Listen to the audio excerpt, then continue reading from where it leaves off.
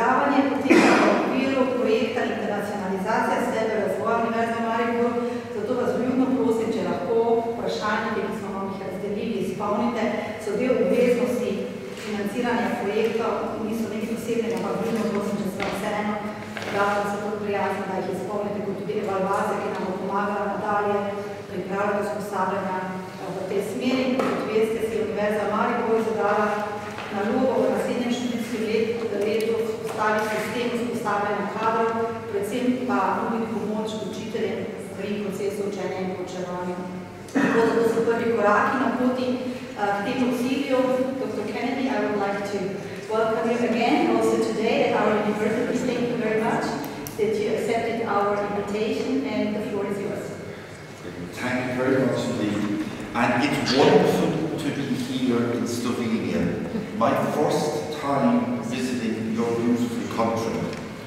And on Sunday I flew from Cork in Ireland to London Stansted, and then from London Stansted to Ljubljana. And on the plane from Cork to London Stansted, I met one of my old professors who taught me physics at university. And he asked me where I was going. And I said, I'm going to Slovenia. Oh, he said, it is my favorite country to visit. And I have been to the University of Maribor many times. And he said, you will love the people because everybody is so friendly. So I said, Professor O'Sullivan, you should be working for the Slovenian Tourist Board. So here I am. And this is where I am in Ireland. It is the Maribor of Ireland. It is the second biggest city. This is our capital city. And from Dublin to Cork is a journey of about 2.5 hours. When I arrived in Ljubljana, very kindly you sent your university driver, and we expected to be here in 2 hours on Sunday, but there was some problem on the road, and it took me 5 hours to get here. But I arrived safely, thank God, and thank God the people involved in the accident, I don't think there were anyone seriously hurt. But it's wonderful to be here. And this here, we are in the south of the country. This is the town in which I live, the town called Cove. It was the last port of call of the Titanic. The passengers who boarded the Titanic left from that building in 1913. And 123 poor Irish people left to go to New York to find work. So this is our university. We have our own wildlife park. It's an old university built way back in 1850. Very beautiful campus. So what are we going to do today? Today, number one, we're going to look at what are learning outcomes. Then we look at how learning outcomes fit into the Bologna process. We will also look at how are learning outcomes and ECTS related. We will look at how learning outcomes and competences are related. And most important of all then, we will see how do we write learning outcomes. Because in order for this university to be compliant with the Bologna process, every module in every subject, in every faculty, has to be described in terms of learning outcomes. So learning outcomes are the common language of the Bologna process. So it is very important, therefore, for all of us to be clear on how to write learning outcomes according to international standards. Now, in 2012, the various ministries of education from all the countries who have signed up to the Bologna process issued a communique. These communiques are issued a number of times every few years when the ministers meet. And And they pointed out very clearly that the development, understanding and the use of learning outcomes is crucial to the success of ECTS, Global Supplement, recognition qualifications and quality assurance. So learning outcomes is really a concept that is at the heart of the belonging process. And without learning outcomes, the belonging process cannot be successfully implemented in any university. And the Bucharest Communique also emphasized the fact that the definition and evaluation of learning outcomes is absolutely crucial to the whole area of quality assurance in our universities. So, also in the Bucharest Communique, the whole area of recognition of professional qualifications is extremely important. And the reference to learning outcomes in the European Commission's proposal was also driven by learning outcomes. So everywhere you look in the Bologna process, these two words, learning outcomes, keep cropping up time and time again. The OECD is a very influential organisation, and it has published 2 reports on the assessment of higher education learning outcomes, feasibility report in 2 areas. And in that report, it comments on the growing focus on learning outcomes. So the shift has been most emphasis in the Bologna Declaration, and all higher education programs must be written in terms of learning outcomes. The deadline was 2010. Some countries have reached the deadline, other countries are only now working on it. We started working on it in 2005 in order to meet the deadline of 2010. So it took our university about 5 years to be totally compliant with the Bologna process. It also emphasized in the OECD report on the whole area of student-centered learning. And it points out that learning outcomes are vital in this area also, particularly in the area of assessment. In the session this morning, we're going to look at learning outcomes. And in the session after coffee, we'll be looking at the area of assessment and linking learning outcomes to assessment and to teaching and learning activities. So what are learning outcomes? Well, if you want to find out what they are, you go to various books in the area of education. I work in the Department of Education in University College Cork, and my main job is in training teachers, particularly science teachers. I studied chemistry and physics and mathematics and some biology at university. So, Morris and Murray wrote a very good book. They are 2 lecturers in Scotland at university level, and they wrote a very good book on how to be a good teacher at university. And they define is statements of what students should know and be able to do as a result of learning. Similar definitions are given by Brian Jenkins and Dave Orman from Birkbeck College. And if you look at the literature, you'll find lots of definitions, but they're all saying more or less the same thing. So a good working definition of what learning outcomes are is that they are statements, a simple sentence, nothing complicated, a statement of what a student should know, understand, or be able to demonstrate after completing a process of learning. Now, what do I mean by process of learning? It could be a single lecture, it could be a module, or it could be an entire programme. Now, for the Bologna process, we need to write learning outcomes for all our modules and also for an entire programme. Now, that is very important. It means every course that you run in this university must be described in terms of learning outcomes. If it is a short course, what we call a module, then you must write module learning outcomes if you are the person who teaches that module. If you are the program coordinator, that is, if you are the person who is responsible for the course, you must write the program learning outcomes for the course.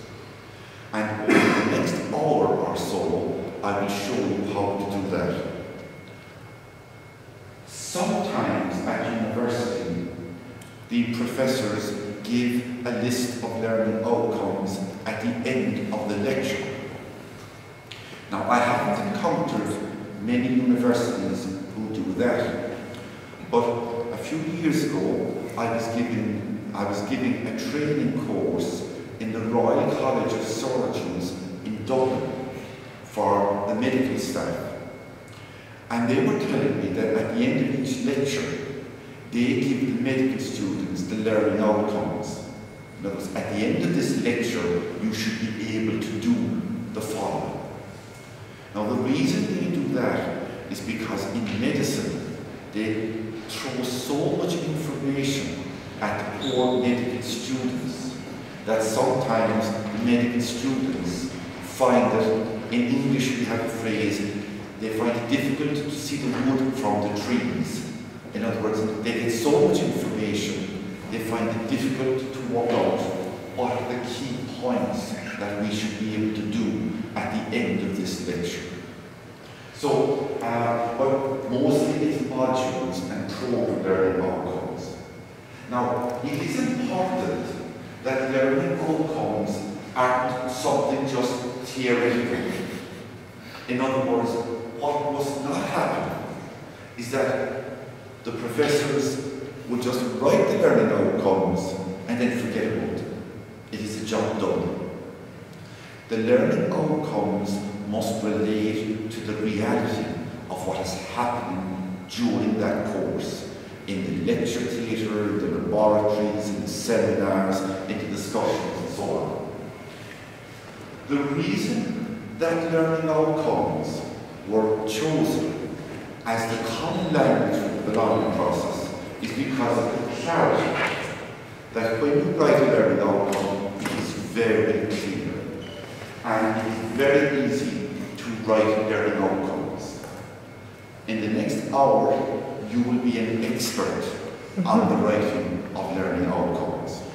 Now, by the way, I will be leaving my overhead, my PowerPoint presentations with you here today. Anybody who wants them can take them away on their memory stick, or Peter will put them on a website that you can download.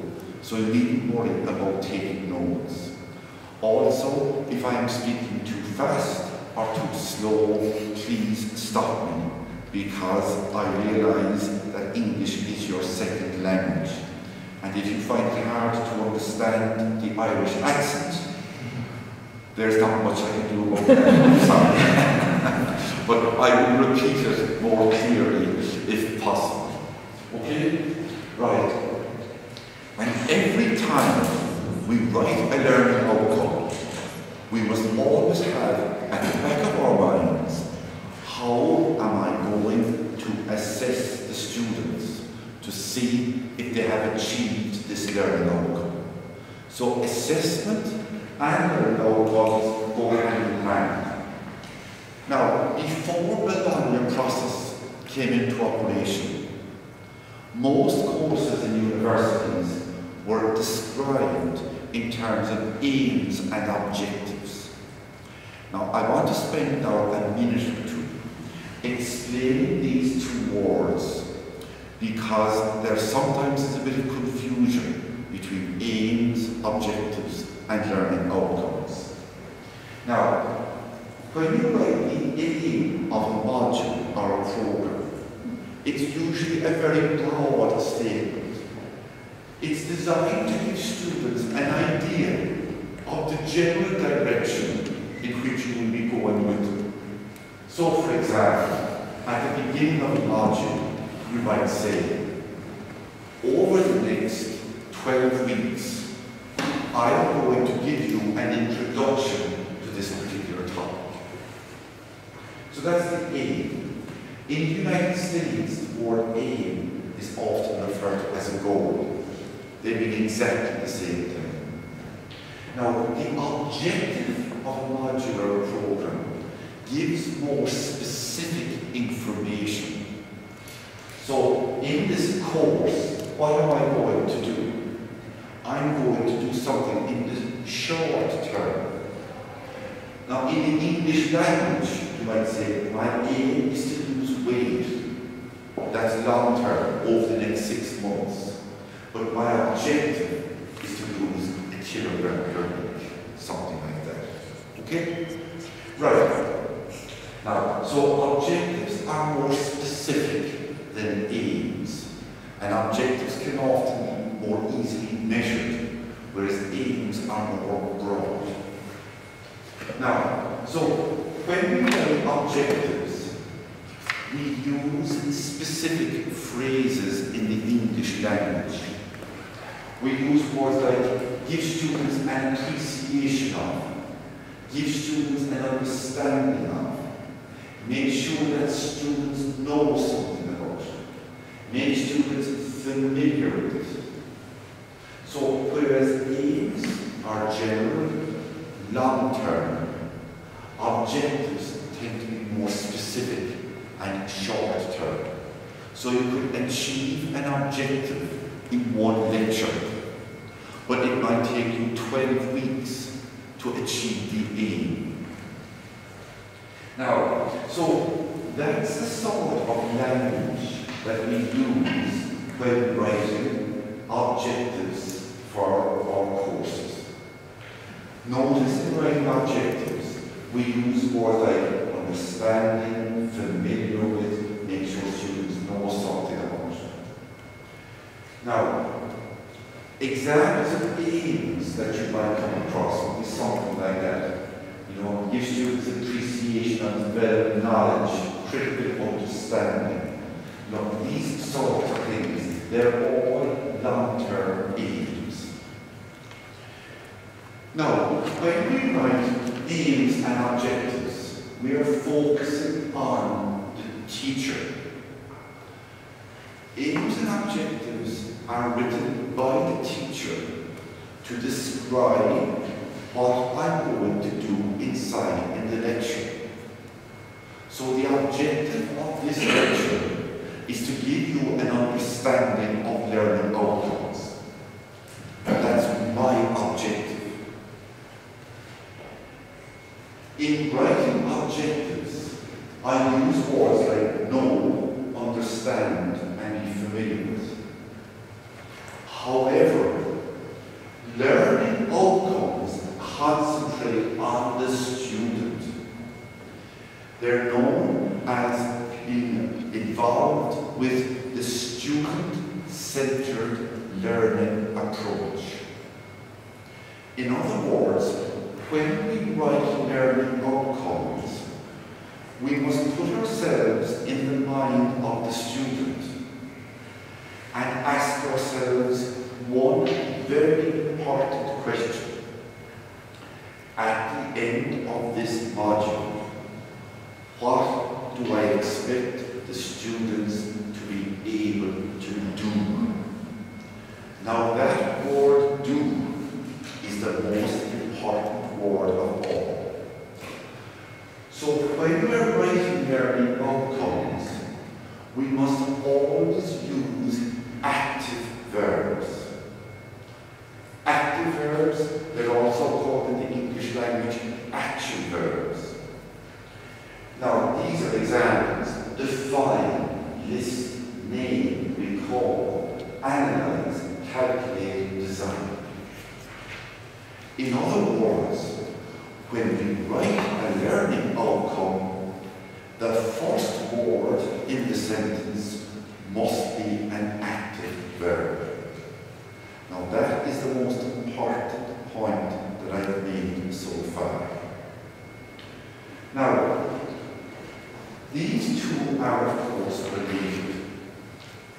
The aims and objectives of the teacher and the learning outcomes of the student. And we see later on in the second talk that in fact this arrow goes in both directions. You cannot separate the two of them. At the moment, if you haven't written learning outcomes yet for your module, you're probably describing them in terms of aims and objectives. In our university, we still kept the objective of all modules, and then we asked our professors to write the learning outcomes as well as the objective of the module. Now, in the Bologna process, as you're probably